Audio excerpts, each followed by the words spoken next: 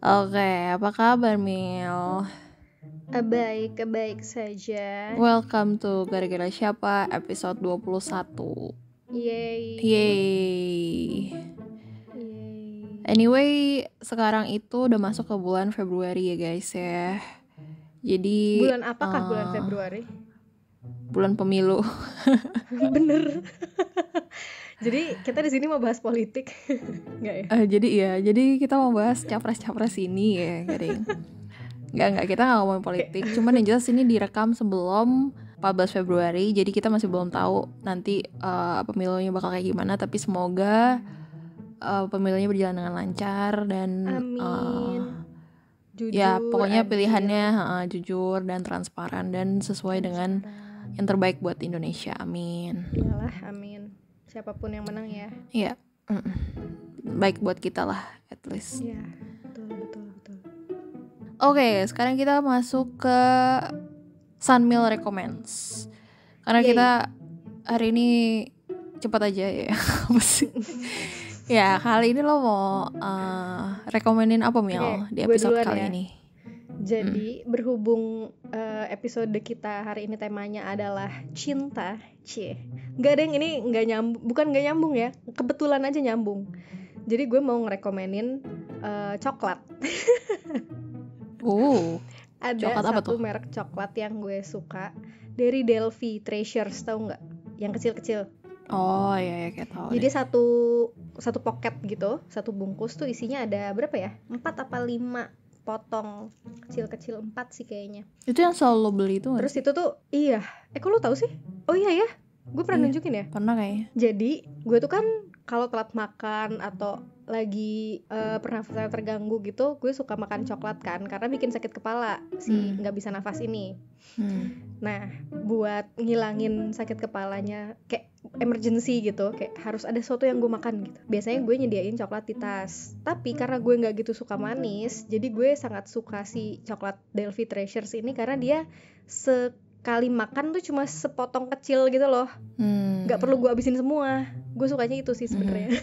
Alasan gue pilih si Delphi Treasures. Kayak compact gitu ya. Iya, compact. Terus gak gede gitu kan, sekali makan. Kalau enggak misalnya emang butuh ekstra gula, gue makan 2 mungkin. Tapi jarang sih, biasa 1. Gue sukanya yang almond, bukan cookies and cream. Itu TMI. Ya udah, gitu aja dari aku. Bagaimana menarik. Santi, apa rekomendasimu hari ini? Karena gue gak kepikiran mau rekomendasiin apa. Cuman gue udah pakai barang ini udah cukup lama. Jadi ya udah gue rekomendasiin ini aja. Jadi kan baru beberapa semingguan yang lalu kan gue ulang tahun. Terus gue dikasih kado sama Mila. Nah ini kado dengan merek yang sama. Cuman yang mau gue rekomendasiin karena gue baru pakai seminggu kan, jadi gue belum bisa rekomendasiin. Cuman gue mau rekomendasiin yang udah lama gue punya dari merek ini, which is termos. Nah mereknya Mosh, MOSH. Nah dia itu kayak ada tanda serunya lagi tuh. Iya, tanda serunya Mosh. Nah gitu, bacanya harus gitu. Ya gitu. Jadi termos ini tuh gue beli yang latte, termos latte. Jadi dia tuh dikasih semacam straw gitu, ada strawnya dan dia bisa ditaruh di mugnya gitu. Nah dia tuh so far gue suka karena dia bisa muat kayak hampir 500 ml, which is gede. Terus dia muat bisa kayak panas bisa. Karena gue kan suka banget minum teh kan, jadi kayak kalau panas tuh dia lumayan awet, dingin juga dia awet banget. Dia lebih awet dingin kan, kayak most of the thermos lebih awet dingin. Terus udah gitu kalau gue taruh tas tuh nggak tumpah. Itu salah satu yang gue suka sih gitu. Jadi itu lumayan oke sih. Dan gue rekomen. Harganya nggak terlalu mahal, sebenernya di bawah 300.000. Nah gue udah pakai sekitar. Kalau lagi diskon nggak sih? Kalau nggak diskon bukannya 300-an? Kayaknya selalu diskon. Nggak tahu gue. Begitu ya? Iya kalau harga normal 299 setahu gue. Kalau diskon 270-an. Oke. Gitu. Oke, jadi itu rekomendasi gue kali ini. Yeay. Gue juga terus, suka tuh. Terus Mila keracunan dan dia beli belum juga. Pernah pakai. Enggak, soalnya masalahnya sedotannya itu loh nggak ada di termos lain kan, sedotan itu. Iya, sedotannya lucu banget sih. Dan kalau lo kehilangan sedotannya lo bisa beli secara terpisah. Sekarang dia udah bisa. Nice. Oke, Mil, jadi kali ini mumpung temanya lagi cinta-cintaan kan, lagi Februari, kita bakal ngebahas politik, oh enggak, psikologi dibalik jatuh cinta. Sebenarnya jatuh cinta, enggak, cut please. Sebenarnya ini bakal jadi episode yang pendek aja, karena cinta kan sebenarnya gak bisa dijelaskan dengan kata-kata, cuma bisa dirasa. Wak. Anjay. Jadi gitulah. Jadi intinya gue mau bahas hari ini apa yang terjadi di otak kita waktu kita jatuh cinta secara ilmiah dan secara psikologi. Kenapa dan gara-gara siapa gitu. Jadi kita mulai dari cinta dulu. Cinta tuh apa, San? Cinta tuh briefly, cinta itu sebenarnya perasaan yang kuat banget, kayak rasa sayang dan setia sama seseorang atau sesuatu. Biasanya kalau kita cinta sama orang tuh kita bakal ngerasa kayak enak banget gitu pas lagi sama mereka, dan peka banget sama reaksi mereka ke kita. Tapi menurut riset tahun 2016, cinta itu sebenarnya ada hubungannya sama neuropeptida dan neurotransmitter di otak kita. Apa itu nanti ya, intinya hal-hal yang ada di otak literally. Jadi cinta itu penting banget buat menciptakan ikatan sosial sama orang lain, karena kita kan makhluk sosial ya. Jadi bahan kimia alami ini di otak kita itu berkembang biar kita bisa membuat social connection gitu, dengan cara saling dukung sama orang lain, bereproduksi dan bekerja sama orang lain gitu. Jadi sebenarnya manusia makhluk sosial tuh di support sama neurotransmitter ini gitu. Tapi cinta itu lebih dari itu, Mel. Jadi ngomongin cinta cuman sebagai interaksi kimia di otak aja tuh kayaknya sebenarnya nggak terlalu bisa ngejelasin gimana cinta itu bisa bikin kita ngerasa kayak berbunga-bunga gitu kan. Jadi nanti selain neurotransmitter gitu-gitu, kita bakal ngebahas tentang psikologinya juga. Oke. Nah sebenarnya cinta itu ada attachment kan ya. Nah attachment tuh secara briefly apa sih, Mel? Attachment kan kalau bahasa Indonesianya tuh kedekatan ya, sambungan, ikatan gitu. Ikatan. Ikatan. Jadi memang di dalam cinta tuh ada attachment atau ikatan kuat antara mamalia. Jadi kayaknya dibandingin makhluk hidup lain, kayaknya mamalia tuh lebih kuat attachmentnya nggak sih? Iya benar-benar. Ya kan? Kayak ikan, burung kan bukan mamalia. Ya sebenarnya ikan sama burung juga katanya dia membentuk ikatan sosial yang kuat untuk bertahan hidup, cuma mungkin nggak sekuat mamalia kayaknya gitu. Ya. Bener sih, kan emang kayak gorila gitu-gitu kan emang apa sih, lumba-lumba. Tarzan juga kan dia dibesarkannya sama gorila kan, bukan sama makanya. Burung apalah. Tapi itu kan fiksi. Tapi itu fiksi. Jangan percaya gue guys. Itu Finding Nemo juga ikatannya kuat tuh. Finding Nemo. Iya kan? Ya itulah intinya. Terus si itu juga tuh si Mowgli. Jungle Book. Jungle Book. Ya udah. Okay. Jadi ada review tahun 2017 yang menjelaskan bahwa ada 4 jenis attachment pada mamalia. Jadi yang pertama tuh ikatan pasangan, di mana individu membentuk hubungan sosial yang erat dan jangka panjang. Jadi maksudnya couple lama gitu ya, dan maksudnya dekat ikatan gitu. antar jantan betina gitulah. Iya. Terus ada ikatan antara orang tua dan anak, ada ikatan antar teman sebaya. Jadi kayak peer group gitu. Kayak kita. Ya kayak kita. Dan ada ikatan antar individu dari spesies yang sama, sesama manusia gitu ya. Sesama monyet, sesama. Emang gitu? Apalah. Spesies yang sama. Iya benar. Sama. Berarti bukan kita dan monyet gitu bukan. Kan? Antar spesies ya, mungkin bisa. Lu lebih merasa dekat sama sesama orang dibanding sama sesama monyet kan? Iya sih benar. Oh iya benar juga. Dibandingin sama. Gue kenapa sih? Oke, terus. Oke. Nah, kebanyakan bentuk cinta manusia tuh masuk dalam kategori ini. Misalnya cinta yang kamu rasakan kepada teman dekat itu bisa dikategorikan sebagai ikatan teman sebaya yang tadi lo bilang ya. Lo cinta nggak sama gue? Jadi hubungan romantis ini juga attachment. Aduh. Potong ya. Terus tetap gak dijawab. Gak mau ketahuan gak disintai sama Mila. Wah, menangis. Reveal. Bisa jadi ini gak clickbait. Gak usah. Wah, Mila gak cinta gue. Apa sih? Bangke. Terus yang tadi ada yang hubungan romantis ya, itu juga attachment. Nah ini bisa dimulai dari tarikan timbal balik dan berkembang menjadi cinta seiring waktu. Ini maksudnya kayak attraction dulu kan awalnya. Jadi kalau cinta pada pandangan pertama tuh bukan cinta dong berarti. Kayaknya bukan ya, itu attraction ya berarti. Iya, attraction ya. Iya, berarti itu bukan, karena kan bukan gue nggak tahu sih, tapi gitu. kalau yang seinget gue soal di psikologi kan cinta itu ada 3 unsur utamanya kan. Apa? Lupa bang. Ayo boleh dijelaskan. Pokoknya ada 3 segitiga itu loh, segitiga cinta. Cari dah. Siapa ya? Coba cari ya. Iya, coba cari orang. Coba ya cari. Benar nggak itu? Nah ini, jadi ada intimacy, ada passion, sama komitmen. Kalau 3-tiganya ada, itu consummate. Jadi yang idealnya cinta lah. Sempurna, Allah, sorry cinta banget. Sempurna. Ya udahlah. By the way, kalau misalnya kedengeran suara petasan di rumah Mila, karena ini lagi Imlek. Selamat Imlek bagi yang merayakan. Cuman jadinya banyak kembang api di rumah Mila. Iya gitu, I'm so sorry guys. Ya Allah, meriah banget lagi, sumpah.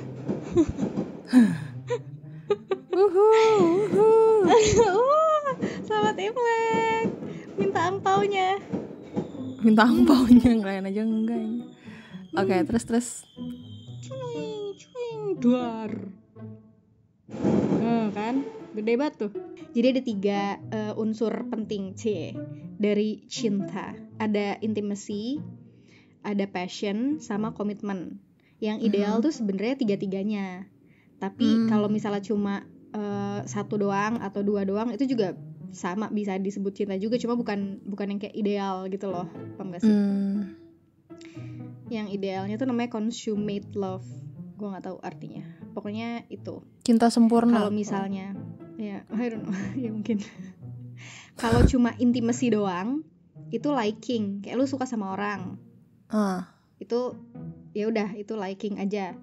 Kalau passion kayak misalnya yang kayak menggebu-gebu gitu mungkin ya, itu tuh infatuation. Kalau komitmen doang, nggak ada yang lainnya, itu empty. Jadi disebut love tapi sebenarnya lu nggak setertarik itu mungkin. Jadi kayak nggak ada perasaan dari dalam kayaknya diri. Itu paling sedih nggak sih? Sebenarnya itu bukan love, bahkan bisa aja emang karena kayak apa ya, responsibility aja lo. Ya mungkin.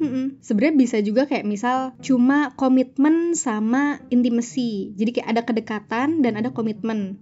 Tapi sebenarnya lo udah nggak passionate lagi dalam cinta itu kan, kebanyakan. Bukan kebanyakan ya, tapi kayak itu mungkin terjadi kan, kayak misal lo suka banget nih sama orang ini, begitu nikah lo baru sadar oh sebenarnya nggak senyambung itu gitu. Jadi lama-lama passionnya nih hilang, lama-lama passionnya berkurang, tinggal sisa intimacy sama komitmen doang. Itu juga bisa disebut cinta, cuma punya 2 lu sebenarnya, passionnya udah nggak ada gitu. Atau misalnya intimacy sama passion doang, komitmennya nggak ada, itu romantic jadinya. Romantis tapi nggak ada komitmen. Ya udah, kita nggak nikah tapi sama-sama jalan bareng gitu misal. HTS, HTS bisa. HTS juga ada status sih sebenarnya. Ya, kalau ngomongin kan, gini jadi literally panjang. Nah, atau bisa juga passion sama komitmen tapi nggak ada intimasinya. Jadi LDR mungkin ya nggak sih? Jadi nggak deket tapi lu punya passion, lu punya perasaan yang kuat sama si orang ini dan punya komitmen. Fatuous love tuh di sini kok tulisannya cinta bodoh ya? Wah, gue nggak tahu ya bahasa Indonesianya. Pokoknya itulah intinya, kalau setahu gue yang dasar di psikologi kalau ngomongin cinta tuh pasti ngomongin ini sih, segitiga cinta ini. Ada 3 unsur, passion, intimasi, sama komitmen gitu. Nah kalau masuk ke kita tadi gue ngomongin itu dari mana ya? Oh tadi kita lagi ngomongin ini Beb, love at first sight. Oh iya, love at first sight. Yeah. Love at first sight tuh ya nggak tahu gue. Anyway, jadi tuh itu attachment kan. Untuk kayak misalnya love at first sight kayak gitu-gitu kan sebenarnya kan bagian psikologinya. Kalau misalnya bagian dari neuronya alias kayak apa yang sebenarnya terjadi di otak kita, kayak gara-gara apa kita bisa jatuh cinta, itu gara-gara bagian otak yang mana, itu sebenarnya ada 2. Ada bagian yang pas kita short term love, ada yang pas bagian long term love gitu. Apa tuh? Nah pas short term biasanya tuh kayak pas kita masih menggebu-gebu ya, pas masih baru-baru awal PDKT, baru awal jadian gitu kan, kayak super tergila-gila gitu kan biasa kita. Nah itu tuh biasanya bagian yang sistem hadiah otak kita tuh, yang di otak tengah itu adalah bagian yang pertama kali aktif. Jadi ada study di fMRI itu bilang bahwa 12 area di otak itu bekerja sama untuk melepaskan zat kimia seperti hormon dopamin atau hormon bahagia, oksitosin atau hormon pelukan, sama adrenalin yang menimbulkan rasa euforia. Jadi gak kebayang kan, maksudnya kayak wow gitu loh, cinta banget gitu, suka banget gitu kalau misalnya baru awal-awal gitu. Jadi mereka langsung bekerja bersama-sama gitu ya? Pokoknya 12 area deh. Itu tadi ini gue adalah cuma satu hal yang besar, wah jedar kayak tadi tuh ada petasan-petasan gitu. Emang kan kalau kita masih baru awal-awal tuh kan rasanya kayak suka banget gitu kan sih, kayak berbunga-bunga gitu kan, yang kayak kayaknya beda aja gitu, nggak tahu sih gue. Gue soalnya punya 2 pengalaman yang berbeda jadi. Iya cuman bisa secara umum pas lo PDKT yang bikin lo suka, yang bikin lo suka itu tuh kayak ya gitu lah, lo tapi paham lah ya maksud gue. Paham Gitu. Nah, temuan ini juga nunjukin bahwa sirkuit otak, yaitu amigdala, hipokampus, sama korteks prefrontal yang sensitif terhadap perilaku yang menimbulkan kesenangan. Pokoknya ada sirkuit otak yang sangat sensitif sama perilaku yang menimbulkan kesenangan. Dia itu aktif waktu kita bicara tentang orang yang kita suka. Karena ada aliran darah yang meningkat di area tadi, area yang sensitif terhadap perilaku yang menimbulkan kesenangan tadi gitu. Jadi kita makin senang waktu kita ngomongin cowok kita, pacar kita, pasangan kita, suami kita gitu. Nah, terus ada lagi kadar serotonin atau hormon penting yang mengatur nafsu makan dan mengurangi pikiran cemas kita itu turun gitu. Jadi kadar serotonin yang rendah itu biasanya terjadi sama orang yang ada gangguan kecemasan sama obsesif kompulsif kan. Cuman waktu kita jatuh cinta juga itu turun gitu. Jadi kita less anxious gitu. Ini untuk orang yang normal ya mungkin. Maksud gue yang nggak disorder ya. Sorry. Normal. Gue jadi mikir ya udah berarti gue nggak normal gitu. Nggak, maksud gue ya soalnya kan banyak tuh kalau misalnya orang ada anxiety itu dia malah jadi makin anxious ya kan. Iya, jadi mikir gue kayak gimana ya. Cuman sebenarnya kalau misalnya udah ya kayak orang pada umumnya, yang gue juga ngerasa gitu sih. Cuman kalau orang pada umumnya mereka akan lebih happy, lebih carefree, kayak nggak peduli sama anything in the world gitu lah. Jadi kayak somehow tuh view dia tentang dunia tuh jadi positif aja gitu kan. Iya. Kalau lagi suka sama berarti orang. emang ternyata ada scientific reasonnya gitu. Betul. Oke, nah itu kan semua hormon-hormon tadi itu tuh ngejelasin kenapa orang-orang di tahap awal pas kita jatuh cinta tuh terobsesi sama detail-detail kecil tentang orang yang kita suka.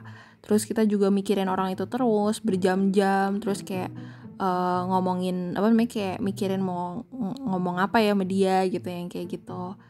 Jadi emang ternyata itu obsesi itu tuh emang ada penjelasannya gitu. Nah, itu untuk short term love. Nah, untuk long term, jadi setelah fase awal cinta yang penuh dengan kegembiraan itu, sebenarnya area aktivasi di otak itu juga melebar saat kita tuh makin komitmen sama pasangan. Jadi, studi menunjukkan bagian basal ganglia otak, which is yang bertanggung jawab atas kontrol motorik kita, itu tuh aktif waktu kita melihat foto pasangan kita yang jangka panjang gitu, pasangan jangka panjang kita. Jadi kayak ada efeknya gitu loh, kalau misalnya kita makin lama itu tuh sebenarnya bukannya malah menurun gitu loh, cuman sebenarnya area aktivasinya tuh juga malah melebar gitu waktu kita makin komitmen gitu. Area otak yang tadi itu juga terlibat sama attachment. Jadi walaupun ada hubungan, di dalam hubungan itu ada masalah, tapi tetap ngebantu kita untuk bertahan dalam hubungan kita gitu. Ini tuh ini nggak sih kayak ke keluarga gitu nggak sih? Maksudnya kayak walaupun misalnya lo nggak segitu deket sama kakak lo gitu, nggak segitu deket sama bokap lo, tapi kalau ngelihat foto mereka atau kayak maksudnya perasaan lo ke bokap kan tetap ya dia adalah keluarga gitu, Jadi apa nggak gitu ya? Kayaknya Beda ya? kalau itu kalau yang lihat foto pasangan tuh kayaknya lebih ke pasangan sih. Cuman kalau yang area attachment tadi itu mungkin bisa sih ke keluarga. Jadi kayak lo tetap Iya bertahan kan? dalam hubungan keluarga lo itu kan, walaupun sebenarnya ada masalah atau apa gitu. Soalnya gue mikirnya ya yang si long term ini ya dia adalah attachmentnya yang masih nempel. Maksudnya kayak lebih ke attachment yang diomongin tadi kan, dibandingin si kesenangan, terus yang apa rasa bahagia pelukan itu kan kayak Pas awal. pendek. Short Jadi kayak term. semakin jadi permanen gitu loh kayaknya. Iya. Jadi semakin. Makanya gue mikirnya jadi kayak makin ini kayak udah keluarga. masuk ke yang attachment gitu nggak sih? Tapi kan Not sebelumnya sure juga sih. attachment gak sih? Iya Hmm. juga, well nggak tahu. Iya. Mungkin attachment tuh kayak banyak tipenya gak sih? Ada yang kayak gini, ada yang Iya. Karena sebenarnya kalau di psikologi kan kalau ngomongin attachment tuh ada lagi, jadi kayak lebih dalam lagi Iya, sebenarnya. beda. Tapi kan Justru kita nggak kesana. iya, bahkan ada attachment teori dan kawan-kawan kan. Yang mana kayaknya kita mesti bahas attachment deh, to be honest. Boleh. Kayaknya sebenarnya Kayaknya udah attachment nyambung lebih sama menarik. beberapa topik yang lalu juga kan. Iya. Oke, for next topic. Boleh. Yes. Oke, terus ada lagi. Pasangan yang udah nikah 20 tahun atau lebih, itu sebenarnya masih menunjukkan aktivitas neural di area yang banyak dopaminnya. Dopamin itu tadi yang berkaitan sama hadiah dan motivasi ya. Jadi kayak sebenarnya itu mirip sama cinta romantis tahap awal, jadi bukan berarti cinta itu makin sedikit gitu. Tapi tetap bisa bikin kita happy juga walaupun kita udah nikah selama 20 tahun atau lebih gitu. Jadi itu kenapa biasanya orang-orang yang masih awet kayak kakek nenek yang masih happy bareng-bareng, nah itu tuh ternyata emang ya udah emang masih ada dopaminnya gitu di otaknya gitu. Terus ada studi di tahun 2012 menunjukkan bahwa aktivasi otak itu lebih besar ketika ngelihat gambar pasangan jangka panjang dibandingkan dengan gambar teman dekat atau kenalan yang sangat familiar gitu. Oh berarti kalau misalnya ngelihat foto suami lo itu dia otaknya lebih aktif dibandingin kalau ngelihat sama temen lo pas SMP gitu misalnya ya? Kayaknya iya deh, menurut gue gitu deh. Gue ngeliat foto lo tuh biasa aja gitu dibandingin gue ngeliat foto suami gue gitu misal. Ya sebenarnya nggak biasa aja, mungkin ada activate juga karena kan kayak gue deket nih sama dia gitu kan. Emang gue deket sama lo ya San? Terus kalau misalnya Oke. kan gue bales loh gitu. Jadi ya gitulah, maksudnya kayak otak kita tuh lebih aktif sama pasangan jangka panjang kita ketimbang waktu kita ngelihat foto teman dekat juga gitu. Jadi sebenarnya sama-sama kayak deket juga kan, cuman beda gitu. Ada lebih aktif aja gitu kayaknya, gue nggak tahu sih. Karena mungkin perasaan yang dihasilkan dari melihat fotonya beda ya, walaupun dari, sama-sama dekat. Karena kan pas beda. Awal udah ada yang short term tadi, dopamin yang lebih banyak gitu, jadi kayak mungkin lebih addicting gitu lah, I don't know. Iya. Terus ini agak teknis, cuman cinta jangka panjang itu meningkatkan aktivasi di area otak yang lebih kognitif, seperti bagian otak yang berkaitan dengan fungsi bahasa kompleks dan sistem neuron cermin, yang mana kita bisa memprediksi tindakan orang yang kita cintai. Jadi paham ya, gak lu sistem kayak, neuron cermin? Enggak, pokoknya yang kalau misalnya kita lagi nguap gitu terus orang gitu, iya nggak sih? Iya. Kayaknya gitu. Maksud dia itu. Ya maksudnya bukan memprediksi sih, cuman kayak ya mungkin bisa memprediksi, kayak misalnya lo gue nggak tahu sih itu healthy atau enggak, cuma kayak apa sih kayak dia lagi marah ya gitu, dia lagi gitu. Gue nggak tahu sih, cuman sebenarnya itu nggak healthy sih kata psikolog gue. Cuman ya some of us do anyway gitu loh. Jadi ya karena kita ngerasa kayak kalau misalnya ada slight difference dari pasangan kita tuh biasanya kita notice kan kalau sensitif.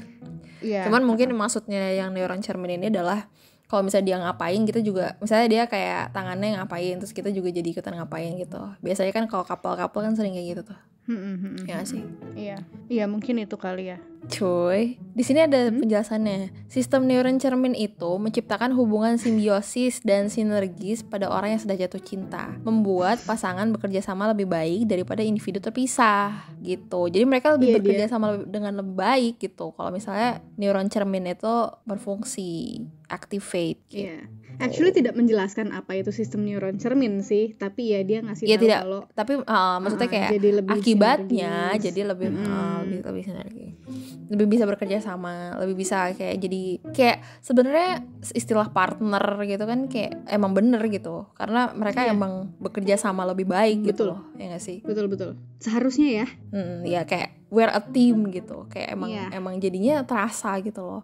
Karena itu menarik sih menurut gue kayak sebenarnya itu bukan semu gitu loh, karena sebenarnya emang ada sesuatu yang bikin kita jadi lebih sinergi aja gitu di otak, which is cool gitu. Nah Mil, nah itu kan dari neuronnya, semoga nggak terlalu teknis ya, cuman kalau secara psikologis kira-kira apa tuh yang bisa bikin kita jatuh cinta? Nah ini adalah salah satu pertanyaan yang sering muncul di literatur psikologi. Kenapa orang itu bisa jatuh cinta?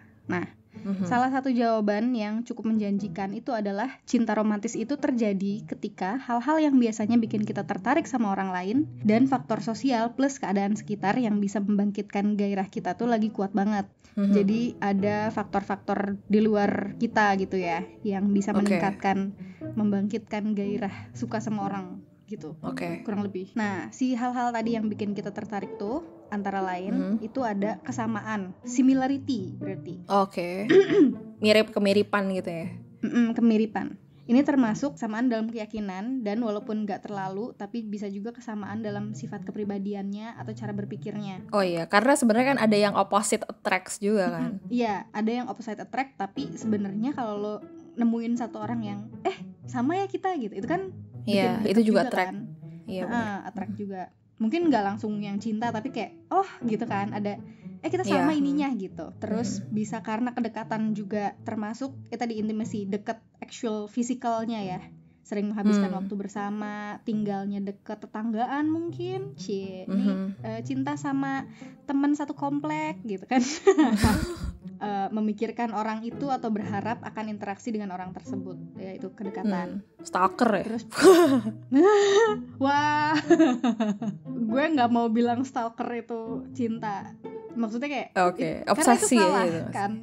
itu attracted aja dia, tapi bukan cinta. Guys, jangan jadi stalker please. Ya. Terus bisa juga ciri-ciri yang diinginkan. Ini mungkin lebih ke physical attraction ya. Jadi yang kita suka ya, ke penampilan fisiknya. Misalnya dia tinggi atau dia kulitnya putih, yang gitu-gitulah. Dibandingin kepribadiannya tuh lebih ke yang bisa dilihat gitu. Terus bisa juga karena rasa suka yang timbal balik. Ya ini sangat berpengaruh sih. Kalau misalnya ada orang lain yang tertarik atau yang suka sama kamu, itu kan bisa jadi lo kayak dia suka sama gue, jadinya lebih memperhatikan gitu kan. Iya benar, bener iya bener gitu. Jadi itu ngaruh banget. Itu bener sih, itu ngaruh banget sih. Iya kan. Walaupun sebenarnya kita awalnya kayak B aja ke dia gitu, tapi kalau kita tahu dia ternyata suka sama kita gitu kan, kayak gitu, jadinya akhirnya kita lebih naruh perhatian lebih lebih ke si terbuka orang ini. gitu. Lebih terbuka, lebih dengerin gitu-gitu. Nah, ada di luar itu ada lagi 2 faktor yang bisa menjelaskan kenapa orang itu bisa jatuh cinta, kata Aron tahun 1989. Jadi, yang pertama tuh pengaruh sosial. Katanya, sebuah hubungan yang cocok dengan norma sosial umum serta diterima dalam lingkaran sosial seseorang bisa bikin orang jatuh cinta. Nah, sebaliknya, hubungan yang nggak cocok dengan norma sosial atau nggak diterima oleh lingkaran sosial bisa bikin orang batal jatuh cinta. Jadi mungkin ini kalau lingkungan dia mendukung gitu ya? Iya, mendukung. Kita makin kuat kalau mendukung. Kalau misalnya nggak didukung, kayak kita jadi lebih bisa lebih kuat sih. Cuman kayak ya lah. Iya, karena lingkungannya kan jadi malas aja nggak sih? Jadi malas, kayak udahlah nggak usah dipersu gitu kan, karena kayak gitu, beda agama gitu kayak. Iya, misal normanya kan, ya bisa begitu. Terus faktor lainnya satu lagi adalah memenuhi kebutuhan. Kalau seseorang bisa memenuhi kebutuhan untuk teman, cinta, seks atau pasangan, ada kesempatan yang lebih besar bahwa orang lain akan jatuh cinta dengan dia. Iya, ini make sense. Kalau dia memenuhi kebutuhannya mah. Iyalah, ini mah kan dia banyak yang gue checklist di dia gitu, misalkan kayak dia A, B, C, D itu ada semua di dia gitu, fulfilled lah. Ya iyalah. Iya, makanya terus kayak kalau misalnya diperhatiin, disayangin gitu kan kayak kebutuhan juga kan sebenarnya. Jadi kita lama-lama makin suka juga, makin terbuka makin gitu. deket, makin suka, betul. Nah, terus ada lagi 5 faktor, buset banyak ya. 5 faktor yang diperlukan biar cintanya tuh benar-benar penuh gairah. Bukan cuma cinta persahabatan. Jadi maksudnya bukan cuma nggak cetek ya, biar lebih deep gitu ya perasaan cintanya. Itu 5 faktornya adalah kegairahan atau keunikan. Yang pertama, katanya berada di lingkungan yang unik atau menimbulkan gairah bisa memicu gairah, meski lingkungan itu dianggap berbahaya atau menyeramkan. Ini contohnya gimana? Gue tahu nih. Kayak maksudnya kayak lo di tempat yang meningkatkan adrenalin, karena lo kalau beradrenalin bersama, itu akan jadi kuat gitu. Atau apa namanya? Hubungannya. Kayaknya bisa. Walaupun dianggap berbahaya atau menyeramkan kan soalnya. Maksudnya bukan di situasi yang normal-normal aja gitu kan. Kayak lo lagi di acara KKN misal. Kayak itu kan satu event sendiri yang ada sesuatu tuh unik gitu yang akhirnya menimbulkan gairah itu mungkin ya. Iya, benar. Terus ada lagi fitur khusus. Fitur khusus dari orang lain bisa memicu ketertarikan yang sangat kuat. Misalnya bagian tubuh atau fitur wajah mereka. Ini yang kayak tadi penampilan fisik gitu ya. Ya emang kalau misalnya gue suka sama kepribadiannya, plus dia hidungnya mancung gitu kan, kayak nambah poin gitu gak sih? Nambah poin plus. Jadinya lebih bergairah anjay. Apaan sih? Terus faktor lainnya kesiapan. Semakin kamu ingin dalam sebuah hubungan, semakin rendah harga dirimu dan semakin mungkin kamu akan jatuh cinta. Jadi maksudnya apa tuh? Jadi maksudnya bukan rendah diri yang jelek ya, maksudnya harga diri. Maksudnya kita merendahkan harga kita. Harga diri salah. Ya maksudnya jadi nggak egois gitu kan, jadi kayak lo makin terbuka, makin bener, mau jadi nggak menerima gitu.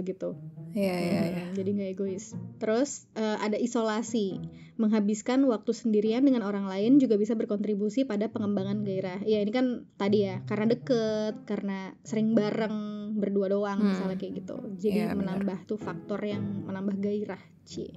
Terus ada lagi misteri. Kalau ada misteri tentang orang lain dan ketidakpastian tentang apa yang orang itu pikirkan atau rasakan, bertanya-tanya kapan dia akan menghubungi juga bisa menambah gairah. Ini berarti masuk ke itu ya, kayak tarik ulur pasangan ya. Bikin orang penasaran gitu loh, jadinya kayak bikin orang penasaran dan bikin orang jadi kayak mikirin kan jadinya. Kalau misalnya dia terus selalu available kan jadinya malah kayak ya nggak hard to get gitu. Menarik. Jadinya karena lo penasaran, lo mikirin terus, makin bergairah, makin suka gitu. Makin bergairah. Betul. Makin mikirin terus ya, betul. Jadi gitu. Jadi ada banyak nih faktor yang bisa meningkatkan ketertarikan kita sama orang lain. Jadi sebenarnya banyak faktor kenapa kita bisa jatuh cinta sama orang. Ada faktor neuronya, ada faktor psikologinya juga, terus ya banyak faktor juga yang bisa bikin kita makin suka walaupun kita udah suka gitu. Menarik. Oke, paling kita masuk ke segmen berikutnya, yang terakhir nih, karena ini nggak terlalu panjang walaupun mungkin ini udah panjang juga. Status talk. Yay. Oke. 1. Apaan tuh yay-nya sangat tidak tertarik. Gue juga ngomongnya juga. Oke, segmen terakhir, status talk. Yang pertama, pernikahan rata-rata menambah berat badan para suami sebanyak 1,4 kg. Ini kayaknya known facts sih. Kalau dari yang gue lihat sih, ya begitu betul, sih memang. Betul. Terus ada lagi, nomor 2. 33,7% pemuda di Indonesia mencatatkan usia kawin pertamanya di rentang tahun 19 sampai 21 umurnya. Jadi sebenarnya nikah muda, which is ini majority katanya. 20%-nya itu 20%-an 21 sampai 22 sampai 24 apa. Terus ada lagi 20%-an lagi di bawah 19 gitu. Jadi kalau nggak salah itu majority gitu. Wow, lumayan muda ya berarti ya. Maksudnya kayak karena di Indonesia kali ya. Berarti usia kuliah, iya. Kuliah gitu. Gue juga nggak tahu sih kenapa. Ini masih yang Indo dulu ya. Oke, terus berikutnya survei demografi dan kesehatan di Indonesia tahun 2017. menyebut 81% cewek telah berpacaran, sedangkan cowok 84% sudah berpacaran. Bahkan mereka mulai berpacaran rata-rata sejak usia 10 hingga 17 tahun. 2017 nih. Gua nggak tahu 2024 ya. Cuman gua rasa ini Indonesia nih. Iya, Indonesia. Agak mengkhawatirkan ya. Iya, tapi memang ya banyak sih kayak usia Gen Z. Gak usah SMP, SD juga banyak yang kayak main pacaran gitu kan ya. Gue nggak Iya, tahu karena sih sebenarnya mereka kayak apa pacarannya ya. Sosmed juga mengencouraging itu sih menurut gue. Iya benar. Jadi makin kesini generasi kan megang gadget semua kan. Iya, makanya anak-anak sekarang, anak-anak muda makin ngelihat konten-konten yang tidak perlu dilihat gitu loh, kayak berasa udah tua gitu, naksir-naksiran, pacar-pacaran atau konten-konten kayak gitu udah banyak diikutin jadinya. Mungkin yang kakak atau orang tua yang punya adik, punya sepupu, punya anak, bisa diperhatiin lagi adik-adiknya. Betul. Karena ya kehidupan sosial ini sekarang semakin kacau, terutama di Indonesia. Ya maksudnya wajar sih kan suka sama orang. Iya wajar suka sama orang. Tertarik sama si A, tertarik sama si B. Tahu batasan gitu. lah. Gak apa-apa. Tahu batasan lah. Secara manusia kan ya naluriah ya, manusiawi gitu. Cuma ya diarahin lah yang benar gitu. Jangan melenceng kemana-mana. Terus ya diawasin gitu loh, kayak diawasin, supaya mereka juga tahu batasannya kan. Betul. Oke, terus ada lagi 40% laki-laki dan perempuan di Indonesia mengaku pernah selingkuh dan mengkhianati pasangannya. 40% dong, aduh, stres. Udah hampir setengah. Iya. Oke, terus ada lagi catatan tahunan Komnas Perempuan 2023 menyebut jumlah kasus kekerasan dalam pacaran menempati urutan pertama jenis kekerasan di ranah personal yang dilaporkan ke lembaga layanan selama 2022. Kekerasan dalam pacaran nomor 1. Pacaran loh ini 2023. Pacaran bukan suami istri loh ini. Bukan. Pacaran paling banyak, kedua baru suami istri. Buset. Stres. Lu jadi suami aja belum, jadi istri aja makanya. belum ya. Perempuan-perempuan yang mungkin ada domestic abuse, please seek help and know that you are more valuable than that. Iya. Ya, sayangi dirimu sendiri, Ci. Oke, langsung ke bagian non Indonesia karena gue gak nemu lagi. 33% pernikahan di United States berakhir dengan perceraian. Terus ada lagi, ini lumayan oke nih. Pelukan hangat ke pasangan bisa langsung ngurangin ketegangan. Jadi di hewan, dielus-elus bagian perutnya di hewan tuh sebenarnya nurunin tekanan darah dan naikin level oksitosin, yang mana hormon pelukan tadi. Nah, ternyata hasil serupa juga kelihatan di penelitian manusia. Contohnya 59% wanita yang belum menopause ngerasain naiknya level oksitosin dan turunnya tekanan darah setelah dipeluk sama pasangannya. Gitu. Jadi 59%, which is majority kan. Berarti ya kayak gitu. Jadi ya itu memang betul, ya you know lah, kenapa juga hormon pelukan kan. Makanya kalau dipeluk itu mungkin kalau kita meluk orang juga sebenarnya naik juga, walaupun gak semua sama pasangan gitu. Iya, benar. Iya. Kan itu juga nggak sih? Gue nggak tahu. Tapi mungkin ini menurut gue sih ini sama. Jadi nggak harus dipeluk juga. Misalnya kayak dielus-elus, dipelus, dipupuk. Itu kan kayak ada sentuhan karena ada kontak fisik kan. Itu juga membantu. Makanya ada orang yang bilang sebenarnya tuh dikerokin itu yang penting bukan sakitnya gimana, bukan merahnya, tapi kena kontak fisiknya itu yang bikin. Tapi kenapa nggak dipijit aja ya? Ada yang bilang gitu. Makanya jadi kayak alternatifnya ada pijet juga kan selain kerokan pakai koin. Karena sakit nggak sih? Gue sih nggak tahu ya. Ngerokit tuh kayak self harm aja. Gue ngebayanginnya sih pakai koin tuh sakit. Nah, karena kan to be honest self harm kan cuma dia tumpul aja gitu. Hormon dopamin. Iya kan? Gue rasa itu yang bikin. Cuma bedanya mungkin kalau yang kerokan ya nggak keluar darah. Iya, cuma maksudnya kan self harm kan nggak cuma itu kan. You know what I mean? Iya kan banyak ya sebenarnya self harm. Iya kayak. Kita ada pokoknya kalau mau dengar tentang self harm kita ada ngomongin di episode sebelumnya. Oke. Cari aja lah itu. Ada pokoknya kita emang ada hormon yang itu. Oke. Terus ada lagi. Cowok jauh lebih sering dibanding cewek untuk jatuh cinta pada pandangan pertama. 48%. Really? Cowok. Cewek iya 28%. Karena emang cowok kan ngelihat cowok tuh visual dulu ya. Cowok kan ngelihat fisik dulu. Betul. Terus 53% orang bohong di profil kencan online mereka. Berapa persen? 53. Lo termasuk yang mana? Gue tuh lebih ke yang bukan bohong tapi gue nggak bilang aja. 20% wanita ngaku pakai foto lama yang mereka lebih muda dan lebih kurus. Lebih dari 40% kalau cowok itu bilang mereka bohong soal pekerjaan biar kedengaran lebih sukses. Make sense. Tapi cowok tuh bener-bener nggak tahu nih boosting ego cewek aja. apa enggak. Tapi gue oke aja sih kalau misalnya milih foto yang lebih kelihatan menarik gitu kan. Iya Kan sih. itu tetap gue. Iya benar. Itu nggak bohong gitu loh. Iya kan? Kecuali kalau lamanya tuh kayak 10 tahun yang lalu ya. Itu kayaknya udah terlalu lama. Yang bener-bener beda banget gitu. Ya itu sih memang. Oke. Ada tendensi untuk berbohong. 48%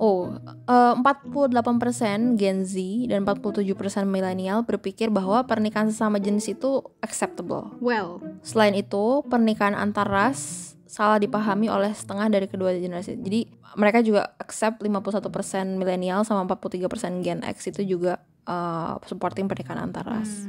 Ini US ya?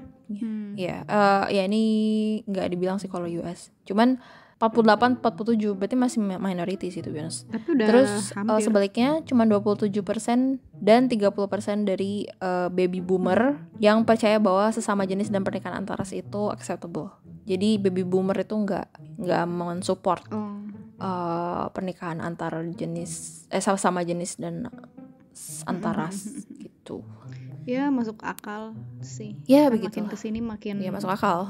Karena mereka makin makin open minded yang gitulah. Tapi kadang-kadang tuh open mindednya suka keterusan sih. Tapi ya memang iya kan. Terlalu open. Yang dulu kan yang lebih cenderung close minded. Pronouns ya, gitu gitu makin ada aja lah. Makin aneh ya gitu. Terus lagi sekitar 3 dari 10 orang Amerika masuk ke utang kartu kredit gara-gara belanja buat hari Valentine. Guys. Itu terakhir. Fun fact. Why? Cuma buat Valentine doang, boy. Karena mungkin 52% konsumen di Amerika merayakan hari Valentine. Jadi hari Valentine itu lumayan signifikan di Amerika. Ya itu big deal. Makanya 3 juga dari 10 orang. Yeah. Tapi ya udah nggak usah sampai ngutang juga kali. Iya kan kalau itu big deal menurut mereka. Kayak itu adalah misalnya event pernikahan gitu. Big deal. Kalau nggak gitu. bakal FOMO ya. Iya. Nah, terkait FOMO, kalian bisa coba dengerin ke episode sebelum ini. Ya, episode 20. Iya, jadi gitu Mel. Itu adalah statistik beberapa tentang cinta, tentang hubungan, tentang pasangan di Indonesia dan di luar. Menarik. Gimana?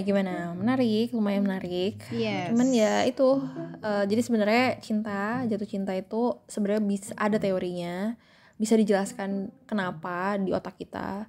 Cuman ya then again sebenarnya faktornya mungkin jauh lebih banyak lagi. Kayak betul. Ada aja kan kita kayak suka sama orang tapi nggak tahu kenapa gitu kan, kayak gitu. Ya ini kan teori aja kan. Sebenarnya kan bisa jauh lebih kompleks dari itu. Betul.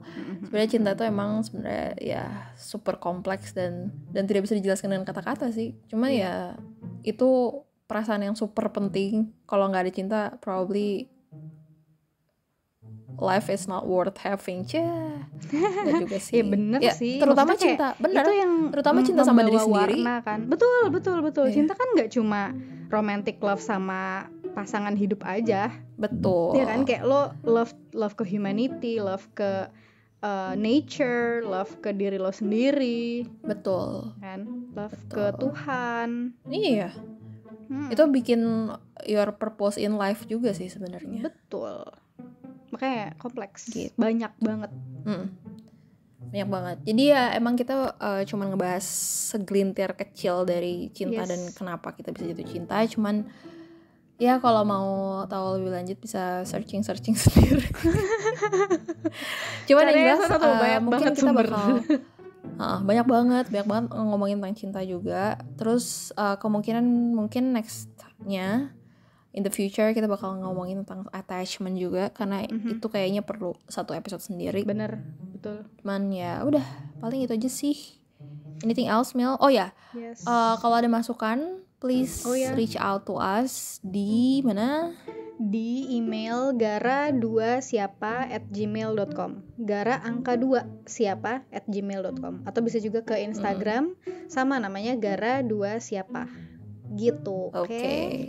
Jangan lupa di like, jangan lupa di follow, komen-komen boleh, share ke teman-temannya, suruh dengerin podcast kita boleh banget. Tolong ya, terima kasih.